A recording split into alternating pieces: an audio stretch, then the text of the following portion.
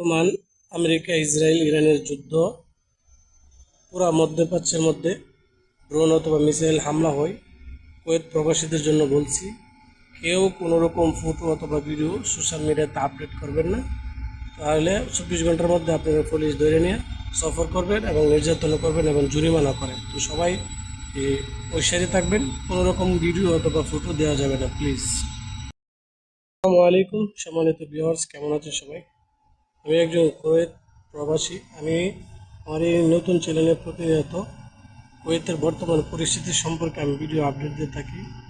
তো আজকের এই ভিডিওটা বানানোর উদ্দেশ্য হলো, কুয়েতে যত বাংলাদেশি প্রবাসীরা আছে অথবা অন্য কোনো কান্ট্রির প্রবাসীরা আছে, কিন্তু বাংলাদেশি লোকেদের জন্য আমি বলতেছি, বর্তমানে যে আমেরিকা, ইসরায়েল, ইরানের যুদ্ধ চলতেছে, তো প্রতিদিন ড্রোন অথবা মিসাইল হামলা হইলে এইগুলো মনে করেন অনেক খালি ময়দানে পড়ে, অন্য জায়গায় পড়ে, এই অ্যাটাকগুলো পড়ার পরে এয়ারপোর্টে পড়ে, তেল ফ্যাক্টরিতে পড়ে, যে কোনো জায়গায় পড়ে।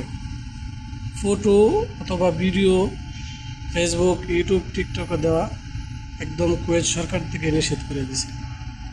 আজকের এই ভিডিও এটা বানানোর উদ্দেশ্য হয়েছে, 2 দিন আগে বাংলাদেশি প্রবাসীদের মনে করেন 285 জন এই কারণে, শুধু যে ফটো, এই যে ড্রোন হামলা অথবা মিসাইলের হামলার যে ফটোগুলা এরা মনে করেন ফেসবুকে, ইউটিউবে, টিকটকে আপলোড করার কারণে কুয়েত সরকারের সবাই ধরে 285 জন সফর করছে, দেশে পাঠাইছে।